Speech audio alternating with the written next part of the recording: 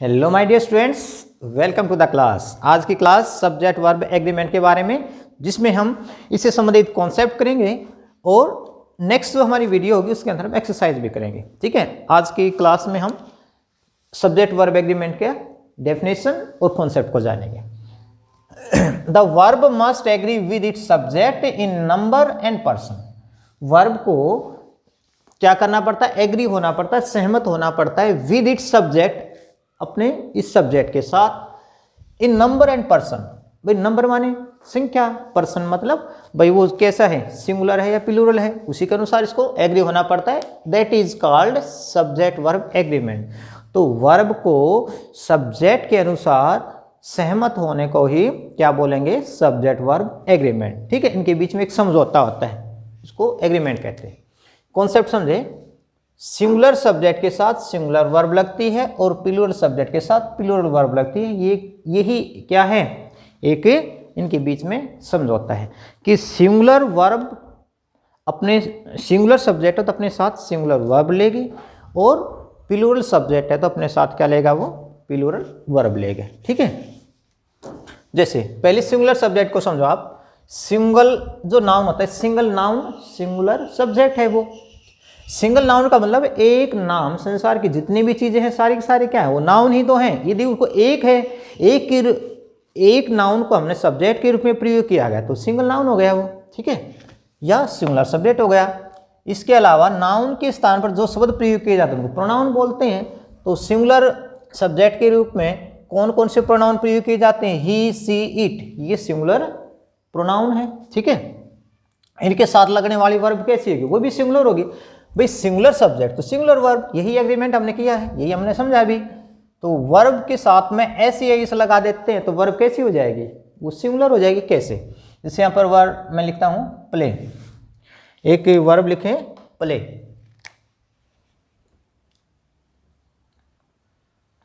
Play क्या है? Plural verb है। अब प्ले के साथ जैसे हमने एस जोड़ेंगे तो सिंगुलर वर्ब होगी। ऐसे ही एक वर्ब और है गो, ये क्या है? प्लूरल वर्ब, इसके साथ में ईएस जोड़े, कैसी बन गई? ये सिंगुलर वर्ब। आपने अब जाना।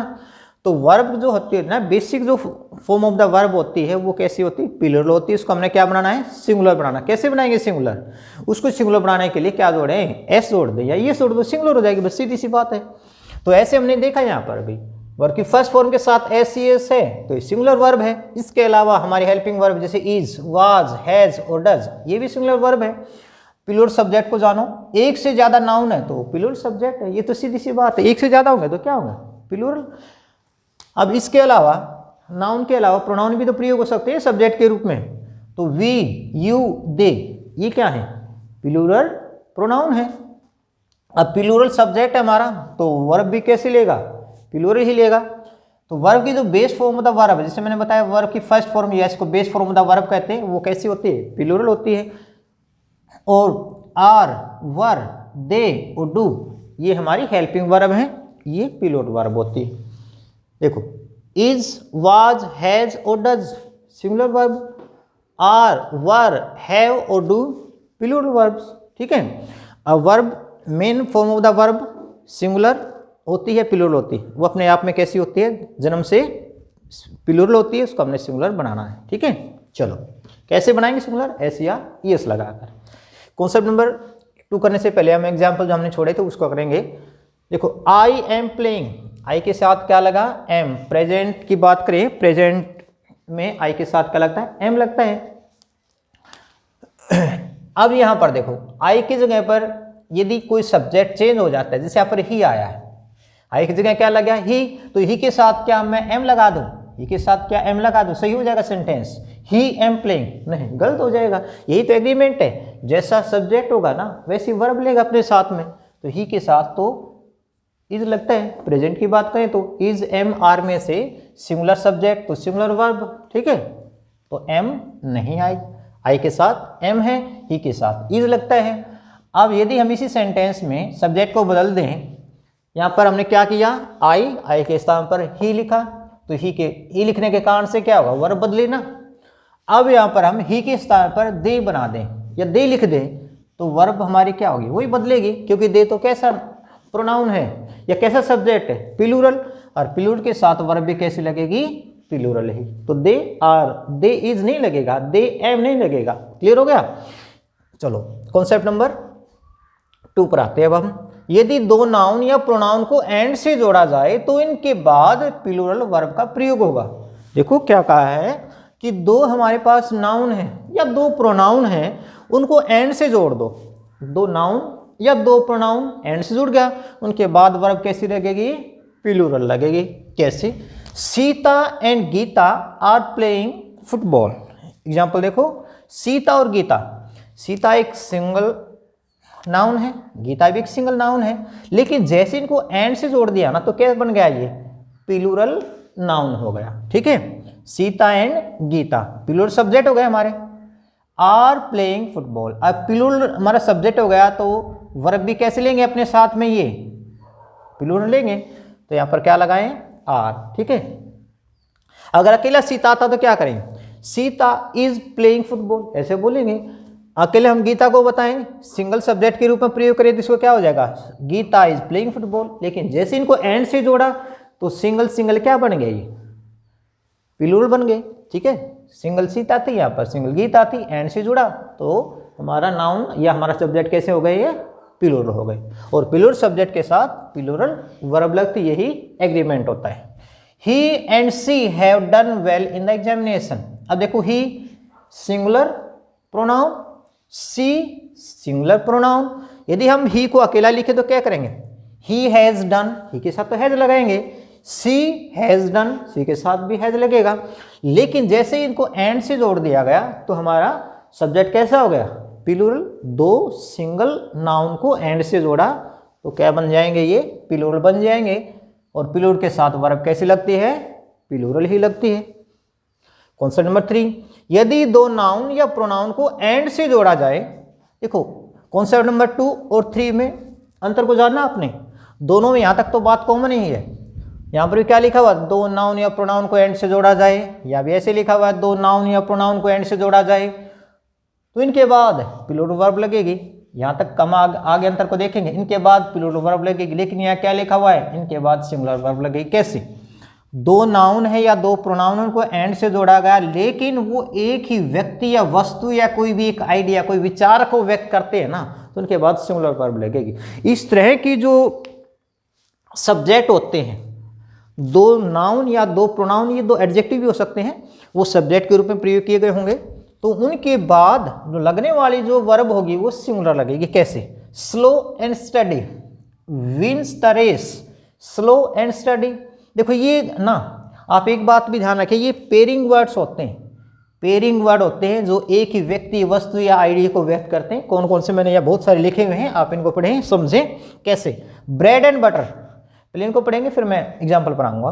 Bread and butter, age and experience, rice and curry, hammer and sickle, horse and carriage, crown and glory, coming and going, truth and honesty, rise and fall, fish and rice, bag and baggage, long and short, whisky and soda, apple pie and custard. ये सारे के सारे क्या हैं, pairing words हैं। ये जोड़े के रूप में ही प्रयोग किए जाते हैं। जब ये जोड़े के रूप में प्रयोग किए जाते हैं ना, तो एक कॉन्सेप्ट को बताते हैं, ये एक आइडिया को व्यक्त करते हैं। ठीक है, अब इनके बाद वर्ब कैसी रहेगी, सिंगुलर रहेगी।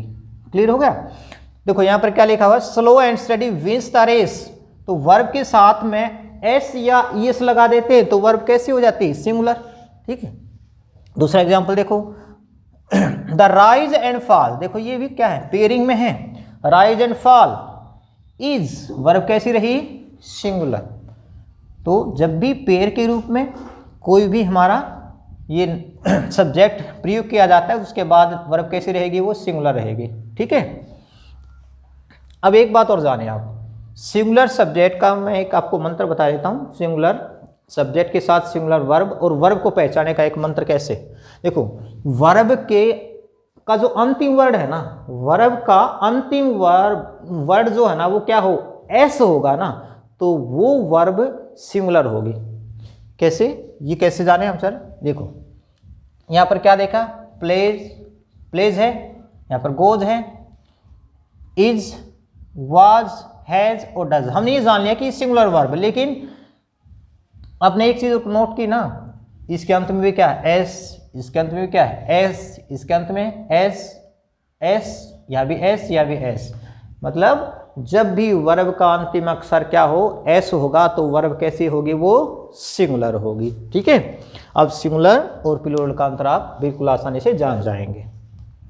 कॉन्सेप्ट नंबर 4, यदि दो सिंगुलर सब्जेक्ट और शब्द से जुड़े हों तो इनके बाद सिंगुलर वर्ब लगती है। देखो, दो सिंगुलर सब्जेक्ट हैं, जिसे यहाँ पर कहा था सीता एंड गीता, दो सिंगुलर सब्जेक्ट हैं, लेकिन उनको एंड से जोड़ा था तो वर्ब कैसे लगे इनके बाद, प्लूरल वर्ब। ठीक है, लेकिन यहाँ पर इस कॉन्सेप्ट नंबर 4 में अंतर को जाने आप, दो सब्जेक्ट हैं यहाँ पर, लेकिन उनको और से जोड़ा गया है, तो और से जोड़ा जाएगा ना, तो और का मीनिंग क्या था, अथवा।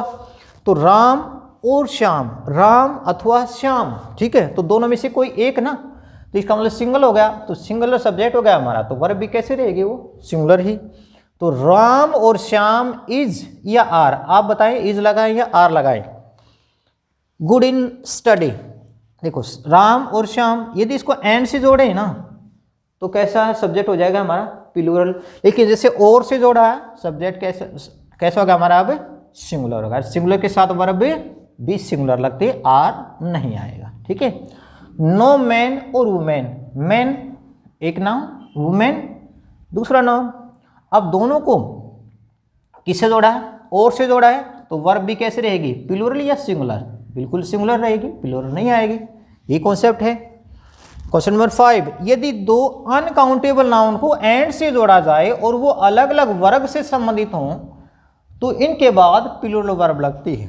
एक बार फिर समझे, दो अनकाउंटेबल नाउन, काउंटेबल नाउन और अनकाउंटेबल नाउन को हमने डिटरमिनर वाले टॉपिक में बड़े अच्छे से किया था, लेकिन फिर भी मैं आपको बता देता हूँ। काउंटेबल नाउन वो होती है जिसको गिना जा सकता है, और अनकाउंटेबल नाउन वो होते हैं जिसको गिना नहीं जा सकता, केवल इसकी मात्रा बताई जा सकती है। ठीक है, तो यहाँ बताया है कि दो अनकाउंटेबल नाउन को एंड से जोड़ दो, उसके बाद क्या समझना हमने, वे अलग अलग वर्ग से संबंधित हो। अलग अलग वर्ग का मतलब क्या है, अलग अलग क्लास से, अलग अलग कैटेगरी से।